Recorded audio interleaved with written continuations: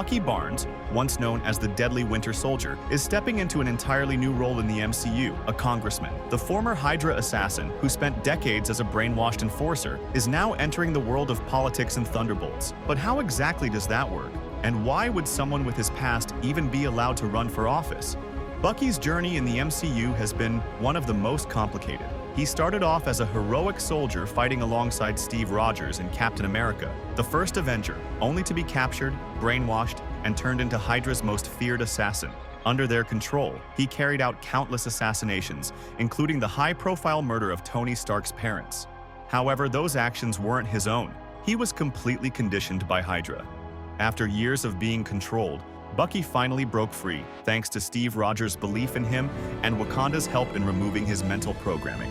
From that point on, he worked to make amends. He fought against Thanos, helped stop the Flag Smashers, and even went through therapy to confront his past. But despite everything, Bucky never truly found a place where he belonged. He was a soldier, a fugitive, and a reluctant hero, but never a leader. That's what makes his new political career such a surprising yet intriguing turn.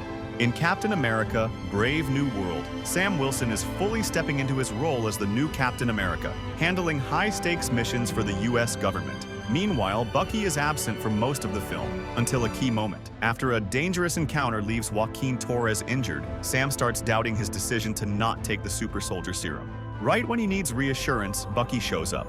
Bucky reminds Sam why Steve passed the shield to him, reinforcing that Captain America isn't about physical strength, but strength of character. After offering those words of encouragement, Bucky says he can't stay. His reason? He's busy on his campaign trail. That's right, Bucky Barnes is running for office, and by the time Thunderbolts releases, he'll have won his election.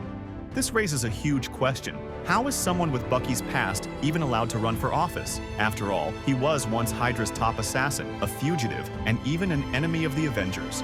So why would the public or the government let him run? One reason could be his redemption arc. The world saw Bucky fight alongside the Avengers in Infinity War and Endgame, proving that he had broken free from HYDRA. His efforts to redeem himself in the Falcon and the Winter Soldier likely earned him public sympathy. It's also possible that the US government sees value in having him on their side. Given his combat experience and insider knowledge of covert operations, having someone like Bucky in a political role could be useful. The MCU also has a history of letting controversial figures rise to power. General Ross, who once hunted the Avengers, became the President of the United States. If he could gain political influence, why not Bucky? One of the most prominent interpretations is that this is simply the next step in Bucky's long road to redemption. Ever since breaking free from HYDRA's control, he's spent years trying to make amends for his past. Running for office could be his way of proving that he can create meaningful change without violence, a way to show that he is more than just a former assassin. Throughout the MCU, Bucky has been defined by his combat abilities, but perhaps he wants to redefine himself. He's been a pawn in wars, but never someone with actual authority to shape the world in a meaningful way. Running for Congress would allow him to take an official stance, using diplomacy and policy rather than combat to make a difference. Given his past, that could be a major personal milestone. However, there's another, far more intriguing possibility. Bucky may have an ulterior motive for stepping into politics. One of the biggest clues that something deeper is at play comes from the trailers for Thunderbolts. The footage reveals that Valentina Allegra de Fontaine, now the director of the CIA, has a significant role in the film, and she doesn't seem like she's on Bucky's side. We've already seen Val operating in the shadows, recruiting morally gray characters like US agent and Yelena Belova. She clearly has her own agenda, and now, as director of the CIA, her influence has only grown. In one scene from the Thunderbolts trailer, Bucky is seen eyeing Val while she mingles with powerful government figures, all while Avengers memorabilia surrounds them. Another clip shows Bucky attending a hearing, where Val coldly declares, "The Avengers are not coming." That last statement is crucial because it suggests that whatever's happening in Thunderbolts, the government isn't counting on the Avengers to handle it. That could mean Bucky is in office as part of a larger plan to counter Val, or at the very least, to keep an eye on her. If that's the case, Bucky may have run for office specifically to get closer to Val and her inner circle. He knows she's pulling strings behind the scenes, and being in Congress gives him access to information that an outsider wouldn't have. He might even be working on behalf of someone else, like Wakanda. Bucky has deep ties to Wakanda, as they were the ones who helped free him from Hydra's brainwashing. They even gave him the name White Wolf, recognizing him as an ally rather than just a former assassin.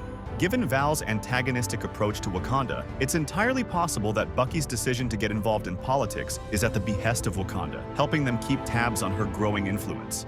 Additionally, his new political role could be key in aiding the Thunderbolts' mission against the Void. The Void, a dangerous cosmic entity rumored to play a major role in the film, could be connected to government secrets that only someone in a high-ranking position, like Bucky, would have access to.